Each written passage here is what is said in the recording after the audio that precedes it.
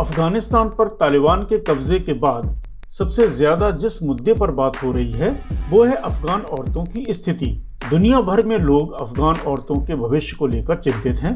तालिबान ने साल 1996 से 2001 तक अफगानिस्तान में शासन किया था। उस वक्त 8 साल से बड़ी बच्चियों के स्कूल जाने पर रोक लगा दी गई थी। बिना किसी पुरुष के महिलाएं घर के बाहर नहीं निकल सकती थीं और बुर्का पहनना अनिवार्य था। जो भी महिला इन कानूनों को तोड़ती थी उन्हें खुले आम कोड़े मारे जाते थे।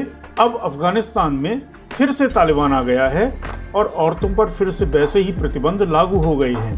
तालिबान ने वादा जरूर किया था कि वो महिलाओं को आज़ादी और उनका अधिकार देगा, लेकिन ये तालिबानी वादे हैं जिनका कोई भरोसा नहीं। इन सब के बीच सोशल मीडिया पर अफगानिस्तान की एक ऐसी प्रथा पर चर्चा शुरू हो गई है जो महिला और पुरुषों को बराबर अधिकार देता है। इस परंपरा का नाम है बचापोश या बाशापोशी। बाशापोशी अफगानिस्तान की वो परंपरा है जिसमें लड़कियों को लड़कों की तरह बड़ा किया जाता है। उनके हेयर स्टाइल से लेकर पहनावे तक सब लड़कों की तरह होते हैं। उन्हें पढ़ाई और खेलकूद के लिए लड़कों के बराबर ही मौके दिए जाते हैं। इस परंपरा में उनके अकेले बाहर घूमने पर भी रोक नहीं लगाई जाती। उन्हें लड़कों के समान काम पर भी भेजा जाता है और घर चलाने की जिम्मेदारी भी उनके कंधे पर डाली जाती है।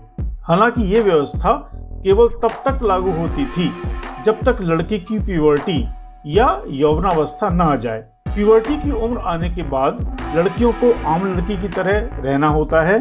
कई की शादी करवा दी जाती है और वो माँ या बीबी बनकर रहती हैं। जेनी नोडवर्ग की एक किताब है the underground girls of Kabul. Hindi में इसका रफ ट्रांसलेशन होगा काबुल की छुपी हुई लड़कियां। जेनी की किताब के मुताबिक कई लड़कियां हमेशा ऐसी जिंदगी जीना चाहती हैं, लेकिन उनकी सुनी नहीं जाती।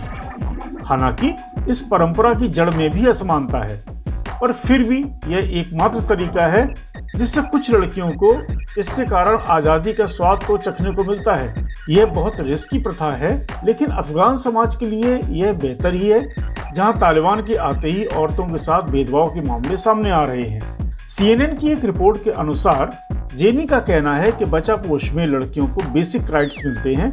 वो पैंट्स पहन सकती हैं, छोटे बाल रख सकती हैं, घर की कैद से आज़ादी मिलती है, दुनिया को देख और समझ सकती हैं। एक ऐसे समाज में जहां शिक्षा का अधिकार केवल लड़कों को है, वो वहां पढ़ने जा सकती हैं, सेफली स्कूल जा सकती हैं। बचापोश कुछ लड़कियों के लिए आज़ादी जैसा है तो कुछ के लिए बोझ। कुछ लड़कियों के लिए यह एक विशेषाधिकार है जहां शिक्षा या कुछ आज़ादी मिल जाती है। वो बिना हिजाब पहने बाइक पर अपने पिता के साथ घूमने जा पाती हैं। जेनी मानती हैं कि बचापोश की प्रथा को तालिबान अप्रूव नहीं करेगा। अगर कोई परिवार ये करता है तो उसे बहुत ज़्यादा सावधान रहना होगा, क्योंकि तालिबान किसी भी रूप में महिलाओं की आज़ादी के खिलाफ खड़ा है। यह प्रथा एक ऐसे समाज की सच्चाई दिखाती है जहां महिलाओं को सेकेंड क्लास सिटीजन की तरह ट्रीट किया जाता है।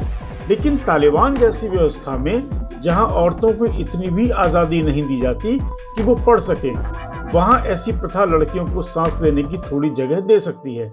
18 साल की सितारा वफादार अफगानिस्तान के पूर्वी प्रांत नागरहर में एक कच्चे मकान में रहती हैं। सितारा ने अभी तक अपना जीवन एक लड़का बनकर ही गुजारा है। आइए लगे हाथ हम विश्व के अन्य देशों में महिलाओं की स्थिति पर भी नजर डालते हैं। महिलाएं चाहे जिस वर्ग वर्ण समाज की हों, सबसे ज्यादा उपेक्षित हैं, दमित हैं, पीड़ित हैं। यहाँ मुस्लिम महिलाओं की स्थिति सबसे बदतर है।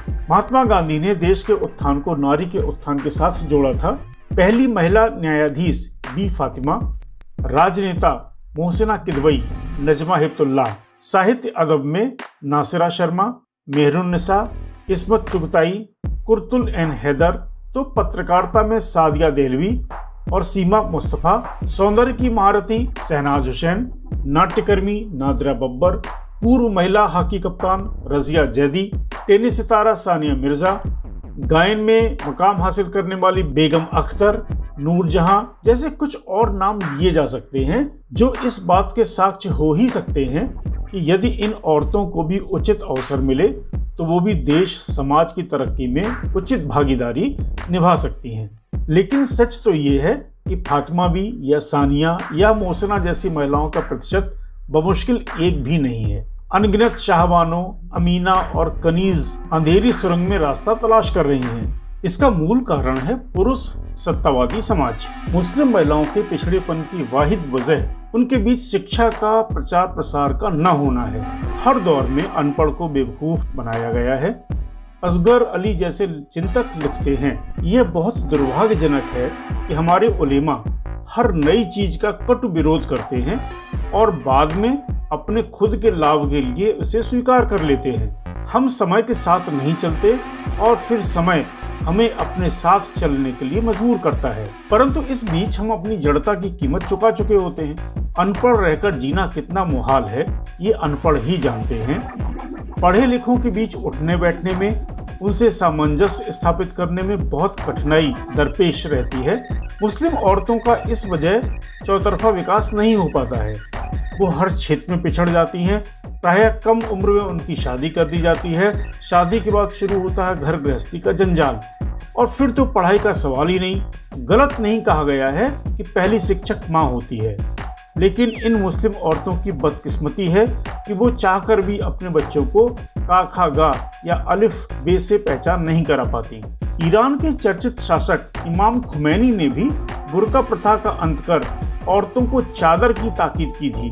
पैगंबर के समय मुस्लिम औरतें जंग के मैदान तक सक्रिय थीं, लेकिन कालांतर में पुरुष वर्चस्व ने उसे किचन तक प्रतिबंधित करने की कोशिश की और काफी हद तक कामयाबी भी हासिल कर ली। इसका जिम्मेदार मुल्ला मौलवी और पुरुष प्रधान समाज ही नहीं, स्वयं महिलाएं भी हैं, जो साहस और एकजुटता का परिचय नहीं देती। विश्व बैंक की report women business and the law के मुताबिक Belgium, Denmark, France, Latvia, Luxembourg और स्वीडन ऐसे देश हैं जहां महिलाओं को पूर्ण अधिकार प्राप्त हैं। इस रिपोर्ट को देखकर ऐसा लगता है कि विश्व में लैंगिक समानता तो बढ़ रही है, मगर उसकी रफ्तार काफी धीमी है।